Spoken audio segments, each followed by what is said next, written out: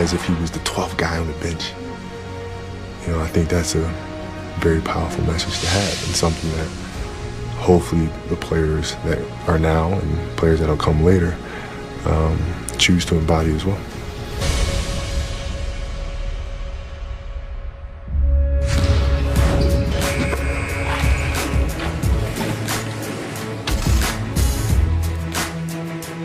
Welcome to a very special edition of The Jump. I'm Rachel Nichols. I'm alongside two of Kobe's former teammates, NBA champions, Matt Barnes, Robert Horry. Today we are celebrating the legacy of Kobe Bryant, who of course 1 year ago today died tragically along with his daughter Gianna and 7 others. And coming up on the show, we are going to have a number of people who are part of Kobe and Gianna's lives joining us, plus numerous current NBA stars reflecting on the first time they faced Kobe in a game. We've been working on this project for weeks. We cannot wait to share it with you. But first, there was no one like him. I've worked in this business for more than 25 years. I have covered everyone from Muhammad Ali to Michael Jordan, from Joe Montana to Tom Brady, from Serena Williams to Tiger Woods. And I can tell you for sure, there has never been anyone quite like Kobe Bean. He could burn with intensity 1 minute and make mischief the next. He was wildly creative, but at the same time, maddeningly precise. He was not perfect. He had flaws. He did things that he would come to deeply regret, but he also understood that what you did next, how you move forward, that mattered deeply. And he made the absolute most of every minute, every day, every year that he was with us. I actually saw him not that long before he died, and I remember so clearly that day how we were joking about having crossed the threshold of having known each other for more than half our lives, and what that meant about how old we had both gotten. Of course, now, all I can think about is how young he was when he was taken from us. How young that sweet, funny, smart, talented girl was, and what a tragedy it is for the family that was left behind. And to that end, we want to make clear that over these next 2 hours, we are keeping front and center the words of Vanessa Bryant, who recently posted on Instagram that she knew today would be full of remembrances of her late husband. She wrote, quote, "I want to thank everyone that has handled their media coverage respectfully. To everyone else, please reconsider your news story and look at your footage through the eyes of their children, spouse, parents, siblings, and family. Celebrate their lives, not the day they lost them." So that is what we are going to do today. We are going to celebrate the extraordinary. And we're not the only ones. Last night, Kyrie Irving arrived at his game wearing a Kobe number 8 jersey. And he told the cameraman, "You know who I'm rocking tonight." Robert, Matt, I know this day has been on the calendar. You knew it was coming. But Robert, why don't we start with you? What do you remember about your friend today? What's it bringing up for you?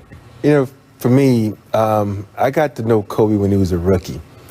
And I got traded to the Lakers, and it was all this hype around this high school kid.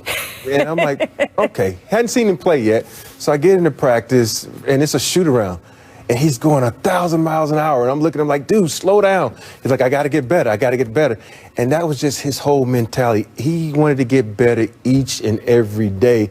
And I'm looking at him like, dude, it's shoot-around. Nobody's going 100 miles per hour. But the thing about him is you just knew he was destined to be great because he had that energy and that work ethic like no other.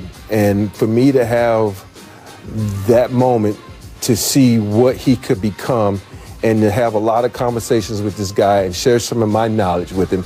And I remember when we finally had that first one-on-one, the first thing out of his mouth was, "Tell me about Dream's footwork." I'm like, "I'm doing all right. Thanks for asking," you know, but it was just that he wanted to get better. Nice to see you too, Kobe. Yeah, he wanted to learn from the guy that had the best footwork in the game, and that's just who he was. His whole mentor was to get better and to try to be the best at that game. And all I could do was sit back and just respect him and just watch him and, believe it or not, learn from him. Because even though you're a vet, coming off 2 championships, you watching this guy put in his work each and every day, and you learning from like, oh, I can't let this young fella outwork me. So you just wanted to go on and move on. Yeah.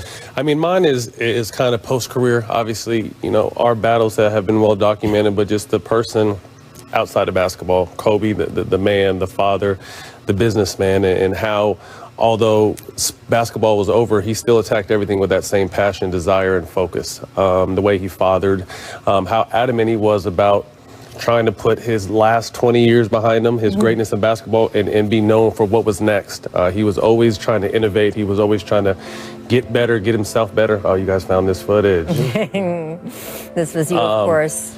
So with your sons. I mean, really, Kobe. you know, he was Uncle Kob to the boys, you know, and like I said, since when we became teammates, the twins were like 3, and he started, you know, treating them like he was his own, bringing them shoes all the time, hugging them, talking to them, bringing them in the locker room. So he was just a special person. Obviously, we know how amazing on the court he was, but he did just as amazing things off the court as well.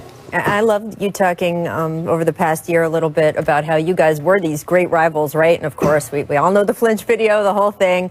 But that when you did become teammates, the kinship you found with each other, stages of your lives you were going through, and just sort of... It was an instant brotherhood. You know, we were both going through things in our personal life, and we really just bonded. Practice, after practice, you know, post games, going out and grabbing a drink or grabbing some dinner, and really, like I said, getting the chance to really learn each other as men outside of the basketball court. And that's what my fondest memories of him was, and just really getting a chance to know, because Rob will tell you he doesn't let too many people in, and if he's allowed to let you in, it's a beautiful thing. Yeah, once he lets you in, it's a wonderful thing, like he said. And there's so many moments that we share privately, and it's amazing to me that he has moments with everybody, and it's different. Every story is different. It's almost like he put everybody in the category. Says, okay, I'm gonna talk with you about kids, you with cars, you about footwork, and to me, it's almost like it was 3 or 4 different Kobes out there, that he was in different places at different times, because you hear the stories and you're like, I was around that time. How did he get there? What is going on? But it's so many stories. I think having one of my other favorite stories is just when you have those long plane rides. Right. And you have the moment to just sit down and you talk about everything outside of basketball.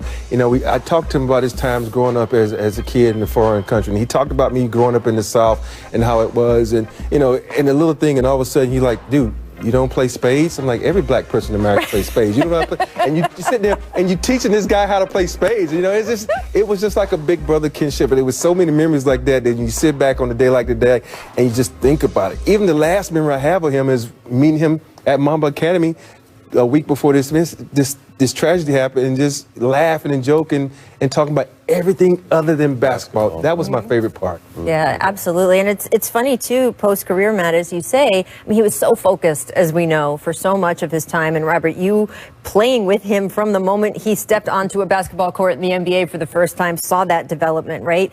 Tracy McGrady has talked a lot about how they used to be so close, and then there was basically a 10-year period where Kobe was just so tunnel vision, so consumed by the game.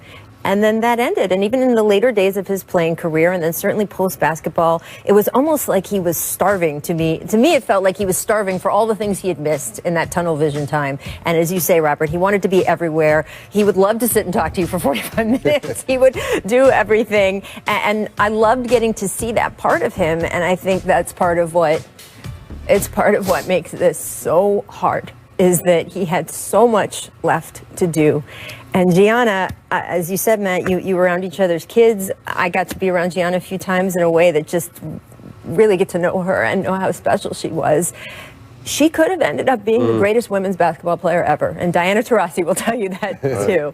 And just the potential that we lost. And I think it's a great, not that we need it, but today is a great reminder to hug your kids, hug your family. Always. And remember that the impact you have on everyone around you matters. Because I think that's what we see when we see all of this outpouring of love and affection for Kobe from other NBA players, from people here in Los Angeles, where he was literally the symbol of the city for 20 years.